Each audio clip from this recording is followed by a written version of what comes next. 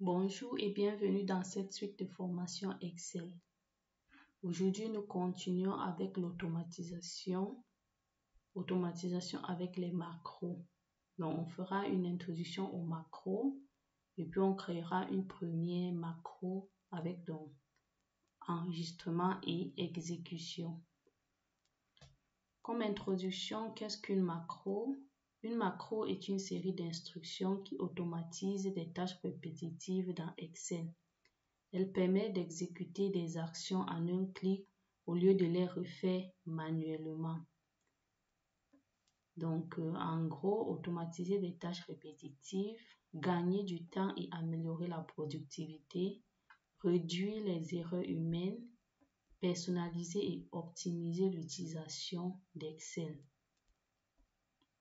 Les macros sont basés sur le VBA, Visual Basic for Application, un langage de programmation intégré à Excel.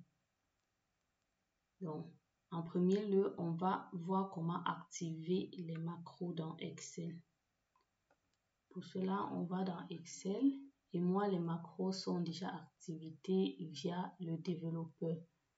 Mais pour vous, vous pouvez aller dans Fichier, dans Options, personnaliser le ruban et au niveau, vous deviez cocher Développeur. Donc, une fois que vous avez coché, vous faites OK et puis vous l'avez dans votre ruban. Maintenant, qu'est-ce qu'on va faire? On va un peu passer en revue le ruban développeur. On a le Visual Basic, on a les macros. Ici, on va enregistrer nos macros. Et puis, on a la commande enregistrer une macro, utiliser les références relatives. On a les compléments et ici, on peut insérer des boutons, des listes et autres à nos macros. Et puis, on peut visualiser les macros et autres. Maintenant, ce que nous allons faire, c'est que nous allons enregistrer notre premier macro sans coder. Donc, on va rien écrire comme code, mais on va utiliser le bouton enregistrer une macro.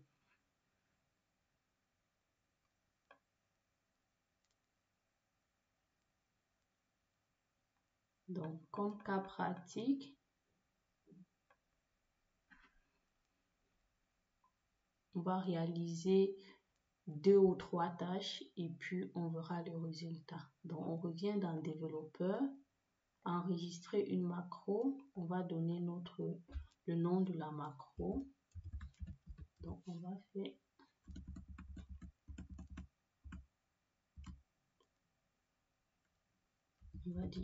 premier macro.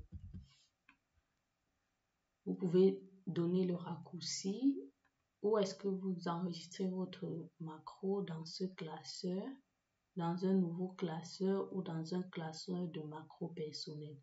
Moi, je prends dans ce classeur. Vous pouvez enregistrer une description. Donc,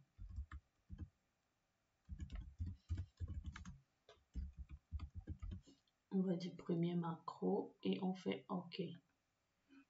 Maintenant, on va réaliser une série de tâches puisqu'on a déjà lancé l'enregistreur. Qu'est-ce qu'on va faire? On va créer un tableau. On va renseigner quelques noms.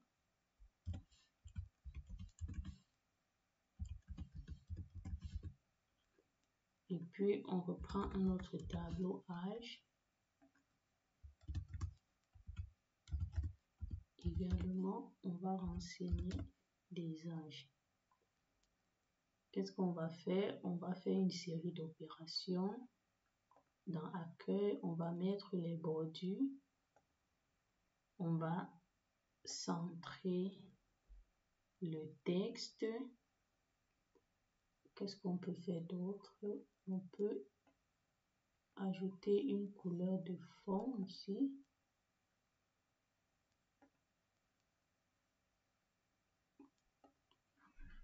Donc, une fois qu'on a réalisé nos opérations, on revient dans Développeur et on arrête l'enregistrement.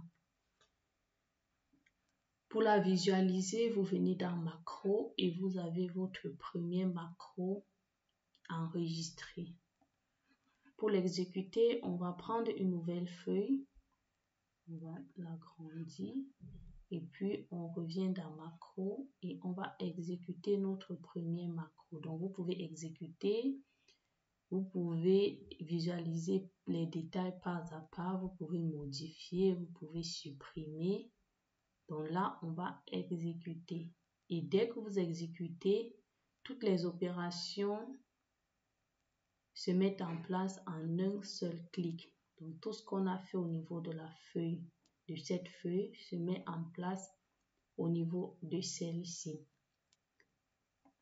Donc vous pouvez exécuter la macro soit en allant dans développeur, macro et vous exécutez, soit vous pouvez créer un bouton qui va vous permettre d'exécuter vos macros. Pour cela, vous venez dans insertion, forme, vous prenez la forme qui vous convient, je sais pas, peut-être celle-ci, vous dessinez. Et puis un clic droit, vous faites affecter une macro et vous allez affecter premier macro. OK. Et là, si je clique sur la macro, sur mon bouton, j'ai directement la macro qui s'exécute. Donc ainsi, vous avez réalisé votre premier macro sans faire d'enregistrement. On va refaire un second exemple, je pense que c'est important. Et pour cet exemple, on va trier un tableau de données par ordre croissant. Après l'avoir créé, on va appliquer une mise en forme conditionnelle. Donc, on prend une nouvelle feuille et puis on va créer notre tableau. Donc, pour cela, cette fois-ci, on va mettre le nom. Donc, on renseigne toujours le nom.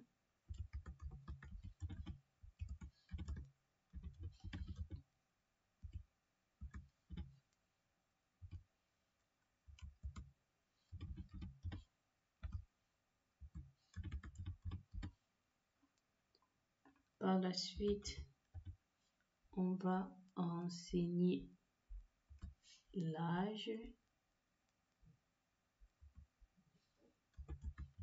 On va d'abord créer notre tableau avant de commencer à enregistrer notre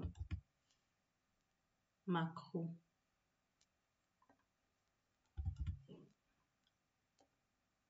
Et puis, on va prendre département.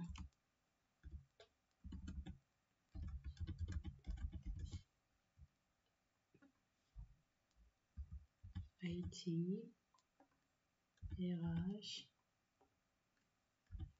finance, IT et RH. On a notre tableau et puis on va commencer à enregistrer notre macro à partir de notre tableau.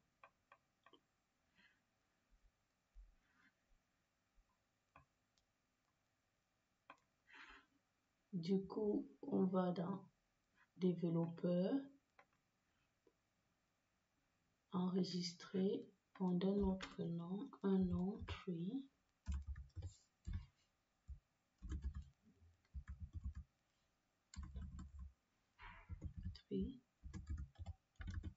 Formater. On fait OK et puis on va commencer. Donc on va sélectionner nos données. On met en gras. Non, on met les bordures. Et puis les en-têtes, on met en gras. On met même une. Non.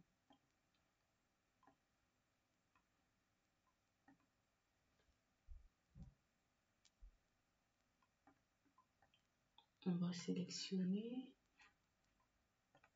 On met des filtres. On va trier les âges du plus petit au plus grand. Et puis dans cette colonne, On va mettre une mise en forme conditionnelle, comme ça. Une fois après avoir fait cela, on vient dans développeur et on va arrêter notre enregistrement. On peut l'exécuter. Donc, si on vient là, on part à macro, on a tree formatting et on l'exécute. On a nos tableaux vides. Je ne comprends pas pourquoi. Si on revient ici,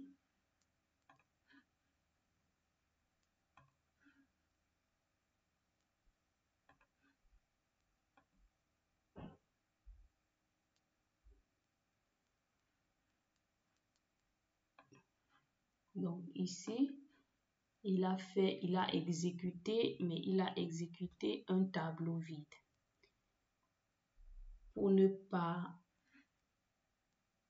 Je pense que la vidéo, elle est déjà très longue. On va s'arrêter ici. On va continuer dans la prochaine. On va voir quel est le problème à ce niveau. Sur ce, je vous remercie de m'avoir suivi et je vous dis à très bientôt dans la prochaine vidéo.